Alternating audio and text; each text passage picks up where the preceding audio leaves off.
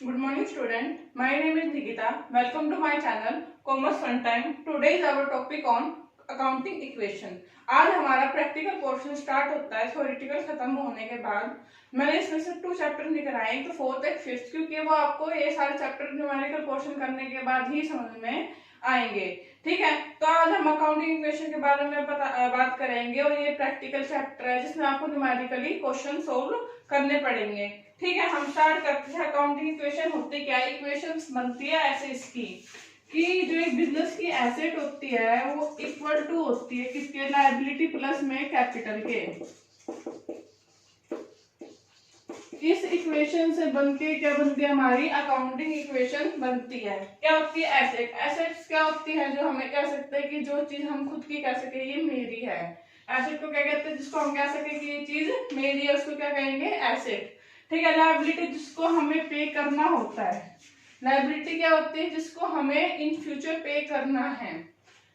ठीक है, और कैपिटल जो एक ओनर बिजनेस में लगाता है वो कैपिटल होती है। मगर मैंने आपको एक प्रिंसिपल में एक बात समझाई थी, आप ये सोचोगे कैपिटल लगाई तो ये मेरी हुई, तो ये मेरी एसेट होनी चाहिए थी, तो लायबिलिटी साइड क्यों दिखा रहे हैं? क्योंकि जो ओनर होता है वो बिजनेस से अलग होता है, वो एज अ लैंडर पैसे इन्वेस्ट करता है बिजनेस में, और वो ये चाहता है कि जब मैं बिजनेस ऑफ करूं तो ये कैपिटल तो मेरे को मिले ही मिले, साथ में मेरे को उसका प्रॉफिट भी मिले।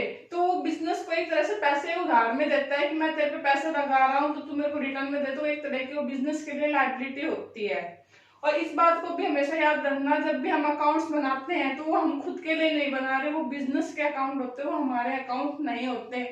अगर हम अपनी पर्सनल चीजें अकाउंट में लिखने लग जाएंगे तो वो अकाउंटिंग का कोई रूल नहीं, कोई महत्व नहीं रह जाएगा। हम खाली एक अकाउंट को अलग सा आदमी मानते हैं कि हम इसके बनाएंगे। जैसे किसी की राम एंड ब्रदर का फर्म है, मान लो बिजनेस है उसका, तो हम उसके राम एंड ब्रदर के अकाउंट्स बना रहे हैं, उस बिजनेस के अकाउंट बना रहे हैं। जैसे डेजी है, यहाँ पे आपने सुना होगा भिवानी में डेजी बुक शॉप हो गया, डेजी गिफ्ट गैलरी है, या भारत बुक डिपो है, ऐसा कुछ भी है, तो वो हम उसके भारत बुक डिपो के अकाउंट बनाएंगे, उस बंदे के नहीं बनाएंगे जो बना रहे हैं।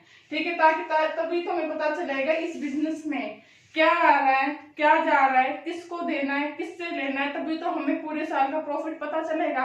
अगर हम अपने पर्सनल अफेयर्स भी इसमें डाल देंगे अकाउंट में तो हमें प्रॉफिट नहीं पता चलेगा कि पूरे साल में बिजनेस कितना पैसा कमा रहा है। तो ये इक्वेशन याद रखना, asset equal to liability plus में कैपिटल। आप ऐसे भी कर सकते हो, आपको कैपिटल निकालनी किसी क्वेश्चन में तो एसेट माइनस लायबिलिटी, इसको इधर ले जाओ। जब मैथ में नहीं क्या करते 10th क्लास में, प्लस की चीज थी, यहाँ पे माइनस करके हमें जो चीज फाइंड करनी है वो आ जाएगी, इक्वल टू कैपिटल कर दो। ठीक है, अब मैं आपको एग्जांपल समझाती हूँ कैसे asset equal to liability and capital.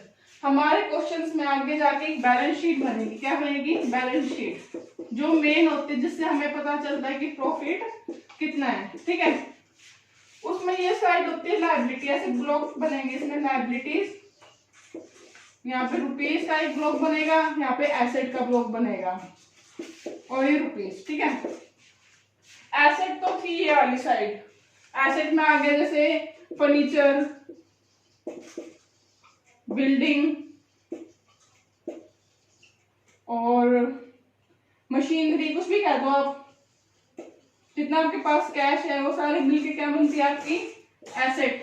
ठीक है, ये एसेट क्या होती है? सारी एसेट है जिसे आप कह सकते हो ये आपकी है। ठीक है, बिजनेस के फर्नीचर बिजनेस है, बिल्डिंग फर्नीचर खुद का, मशीनरी भी।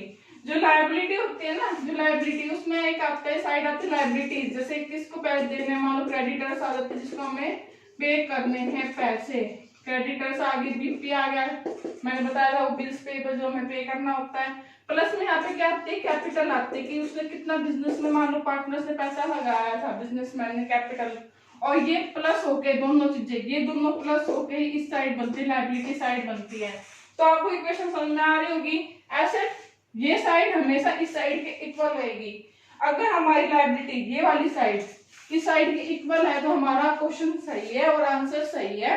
अगर हमारा आंसर सही नहीं है, अगर ये दोनों नहीं मिलते तो ये मैच नहीं करेगी, क्योंकि इसमें एक रूल होता है। जैसे आप मान लो ये कैपिटल है, कैपिटल क्या होता है? जो बिजनेस में इन्वेस्ट किया। आप जैसे मान लो कि जैसे 10 लाख कैपिटल थी,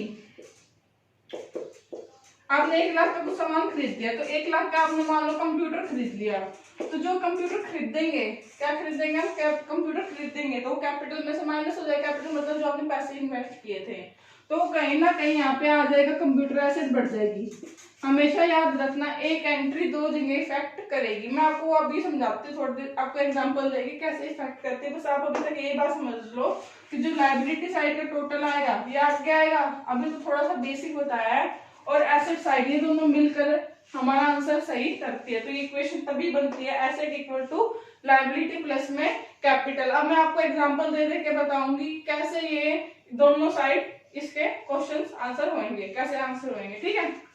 देखो स्टूडेंट, ये है हमारी ट्रांजैक्शन, जिसके बारे में हम बात करेंगे कि कौन सी किसकी पोस्टिंग हमें कहीं कहाँ करनी है।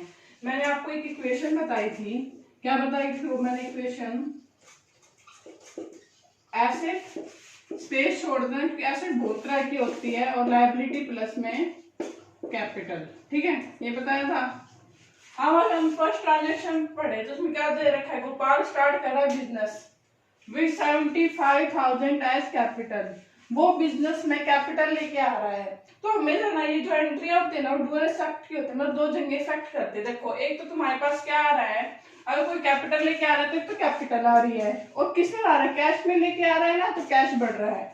एक तो कैश बढ़ गया, कैपिटल, दो जगह इफेक्ट आया, तो कैश बढ़ा, कैश आया हमारे हाथ में, एक कैपिटल। तो कैश में तो मैंने आपको दिखाया था एसेट साइड आती है कैश, क्योंकि आपके हाथ में कैश आ गया। तो अब इसके नीचे क्या लिखोगे, एसेट के नीचे कैश 75,000, ठीक है। और एक जगह कहाँ आएगी, दोनों जगह इफेक्ट पड़ रही है, यहाँ पे कुछ आया तो यहाँ पे भी कुछ आएगा, तो कैपिटल कितनी है 75,000। एक एंट्री दो जगह हमेशा होएगी, एक जगह प्लस या एक जगह माइनस है, दोनों जगह प्लस। अब देखो ये दोनों साइड अभी भी इक्वल है ना, फर्स्ट ट्रांजेक्शन में दोनों साइड इक्वल है, 75 हमारा रूल फॉलो हो रहा है कि दोनों चीजें इक्वल होनी चाहिए, ठीक है।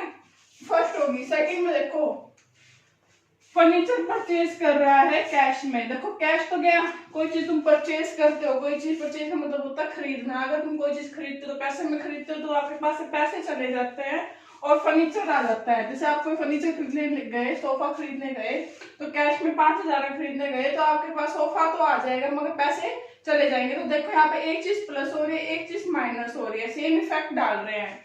तो कैश माइनस होगा, तो कैश का तो ये ना हमारा एलिमेंट, तो 75,000 हमारे पास, हमारी जेब में पैसे थे जिसमें 5,000 चले गए, और क्या आ गया मेरे पास, फर्नीचर आ गया। तो फर्नीचर में क्या होती है, एक एसेट होती है जो हमारी खुद की होती है, तो फर्नीचर क्या हो जाएगा, प्लस हो जाएगा 5,000 से।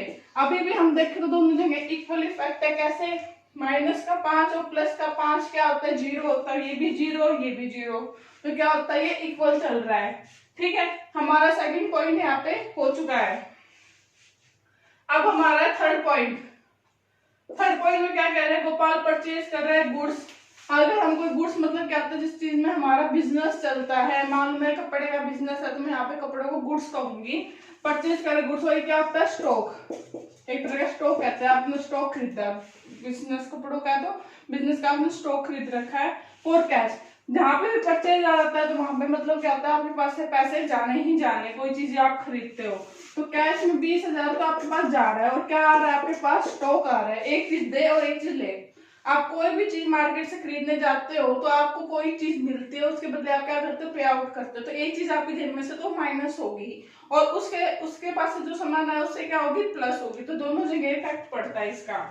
तो स्टॉक बढ़ रहा है, देखो पहले तो कैश देते, तो कैश क्या हो जाएगा, 20,000 से माइनस हो जाएगा, और क्या बढ़ जाएगा अपना, इसने क्या कह रखा है, स्टॉक 20,000 से प्लस हो जाएगा, तो ये देखो 20,000, सेम इफेक्ट डालना, यहाँ पे 0 इफेक्ट, 20,000 माइनस के प्लस के 20,000 इक्वल टू 0। अगर हमारी अब फोर्थ एंट्री है, गोपाल परचेज कर, देखो अभी भी परचेज कर रहा है गुड्स ऑन क्रेडिट। क्रेडिट का मतलब क्या हो जाता है, उधार, मतलब उसने पैसे नहीं दे। एक चीज याद रखना, कोई भी चीज परचेज करते हैं ना और उधार में हो तो वो हमारे क्या हो जाते हैं, सन्ड्री क्रेडिटर। मैंने आपको सेकंड चैप्टर में बताया था, ये क्या हो जाते हैं, क्रेडिटर, वो होती है लायबिलिटी। सन्ड्री क्रेडिटर, मान लो आप सामान लेने गए, आपके पास पैसे नहीं है और एक बार तो सामान बाद में दे दूंगा, तो आपकी क्या हो जाती है, लायबिलिटी। क्रेडिटर हो जाते हैं कि आपको उसको पैसे देने, आपके सिर पे एक भार आ गया।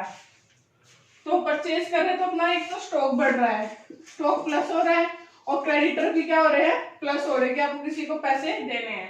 तो आप क्या करोगे, स्टॉक में तो 16,000 रुपए बढ़ा दोगे और क्रेडिटर भी आपके लायबिलिटी में बढ़ जाएंगे, तो यहाँ पे आप ऐड करोगे क्रेडिटर और यहाँ पे लिख दोगे 16,000। देखो दोनों साइड इक्वल आया, ये 16 तो वो भी 16, तो इक्वल चल रहा है। ठीक है, अब हमारा फिफ्थ पॉइंट है। फिफ्थ पॉइंट कह रहा है कि 12,000 की कॉस्टिंग थी, हम सेल कर रहे हैं, 12,000 को सेल कर रहे हैं, मतलब हमारे पास से सामान जा रहा है, स्टॉक जा रहा है। सेल करना मतलब स्टॉक जाना। मान लो आपके पास 10,000 रुपए की चीज है, कोई 5,000 की आपसे आप सेल कर रहे हो, तो आपके पास वो 10,000 की चीज 5,000 की रह जाएगी ना सेल करने के बाद। ऑन क्रेडिट कितने में, उधार में। जब हम सेल करते हैं उधार में तो उसको हम कहते हैं डेटर। यहाँ पे तो क्रेडिटर का परचेज है तो, और सेल है तो क्या हो जाएगा, डेटर। ये हमारी एसेट होती है 15,000 में। देखो किसी चीज की कॉस्टिंग थी 12,000, सपोज करो तुम, जैसे तुमने 12,000 का कॉस्ट थी किसी चीज की, तुमने 12,000 का कोई माल खरीदा था, अगर तुम उसको 15,000 में बेच देते हो, सेल कर देते हो, तो इनका डिफरेंस कितना हो जाएगा, 3,000। तो ये 3,000 क्या हो गया, आपका प्रॉफिट हो गया। 3,000 क्या हो गया, प्रॉफिट हो गया, क्योंकि हम 3,000 रुपए कमाए। तो इसकी क्या एंट्री करोगे, 12,000 तो स्टॉक में से माइनस हो जाएगा आपका, 12,000 तो स्टॉक में से माइनस हो जाएगा। गलती से मैंने आप इसके नीचे लिख दिया, फर्नीचर के नीचे, आप इसके नीचे यहाँ पे लिख देना प्लस में स्टॉक में। ठीक है, माइनस क्या कर देंगे हम स्टॉक में से 12,000 का। अब हमने सेल तो कर दिया, हमने पैसे तो मिले नहीं, तो वो क्या बन जाएंगे हमारे डेटर्स। क्या बन जाएंगे, डेटर्स, सन्ड्री डेटर्स। तो यहाँ पे हम लिख देंगे कितने की, 15,000 की बनेंगे ना, क्योंकि हमने तो 15 लेने थे, बेचा चाहे 12,000 का सामान था, मैं 15 में तो बेचा था, तो डेटर हो गए। और 3,000 का मैंने क्या कहा था, प्रॉफिट। तो प्रॉफिट हमेशा याद रखना, वो हमारी कैपिटल को बढ़ाएगा 3,000 रुपए से। मान लो आपने कहीं 5 लाख रुपए इन्वेस्ट कर रखे, कहीं आपको प्रॉफिट होता है, तो आपकी कैपिटल ही तो बढ़ेगी, आपका मार्जिन बढ़ेगा ना, जितने आपने लगाए थे उससे दुगने चाहिए हमको, उसके चाहिए। तो अगर समझ में आ गया, दोबारा देख लो, 12,000 का सामान था, हमने सेल किया तो माइनस का हो गया, 15,000 की डेटर्स हो गई, 15,000 में बेचा था, जो इन दोनों में डिफरेंस आएगा वो क्या जाएगी, कैपिटल। आप इन चाय को चेक कर सकते हो, 15 में से 12 गए 3, यहाँ पे 3 आएगा, यहाँ 3 आएगा, देख लो इक्वल इफेक्ट पड़ रहा है, नहीं पड़ रहा। अब हमारा लास्ट है रेंट पे। ये ना खर्चे होते, जो भी खर्चे होते हैं वो कैपिटल में से ही माइनस होते हैं। जो रेंट पे है, पे मतलब क्या हो गया, माइनस, कैश पे कर रहे हैं हम और रेंट पे कर रहे हैं, तो कैश में से क्या हो जाएगा आपका 1,000 माइनस हो जाएगा। ठीक है, और एक कैपिटल में से माइनस हो जाएगा, क्योंकि ये क्या हो गया, खर्चा हो गया। ठीक है, समझ में आया। अब इसका नीचे क्या कर लेना, आप टोटल कर लेना, यहाँ पे 15,000 आ जाएगा, और यहाँ पे मेरे को ध्यान 75, 5 में 70, 70, 50, 50 में से बन गए 49। ये कितना आ गया, 49, तो कैश आ गया। फर्नीचर 5,000 का रहेगा, क्योंकि मैं मिस्टेक से कर दिया था। उसके बाद स्टॉक कितने का, 20 और 16, 36, मतलब ये 4 कर सकते 24,000 प्लस करेंगे तो, और यहाँ पे आ जाएगा 16, और यहाँ पे क्या आ जाएगा 75 में से 3 प्लस गए 78, 78 में से 1,000 गए 77,000। अगर आप दोनों को टोटल देखोगे तो यहाँ पे हमेशा सेम आएगा। ठीक है, इसको सेम आएगा। मैं आपको इसको ना बैलेंस शीट में करके दिखा देती हूँ एक बार, ताकि आपको और क्लियर हो जाए इसका। मैं यहाँ पे रब कर देती हूँ इसको।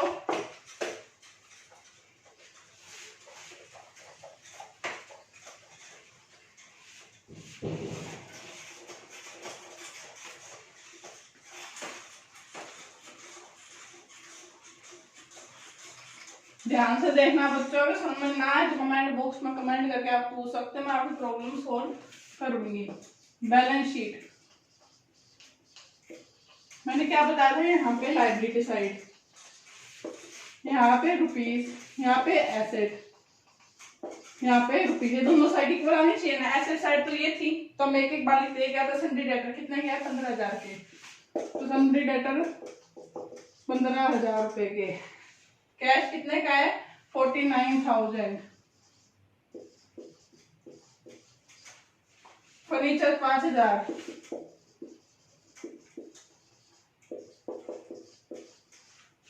स्टॉक है 24,000 का। ये साइड होगी पूरी की प्लस करनी है। अब है लायबिलिटी में क्रेडिटर है, तो 16,000 के, और कैपिटल है 77,000 के। आप इसको प्लस कर दो, आंसर आ जाएगा। प्लस करके 0 0 0 93,000। इसका करते हैं 0 0 9 10 14 और ये 19, और ये कितना आ जाएगा 4 5 6 11 प्लस करेंगे 5। इसके नीचे है ये, मैंने इसके नीचे नहीं लिखा, मैं ढंग से दोबारा लिख देती हूँ 5,000। इसका टोटल करेंगे तो 93,000 की आएगा। आप करके देख लेना। अगर आपको मेरी वीडियो पसंद आए तो please like and subscribe my channel. Thank you.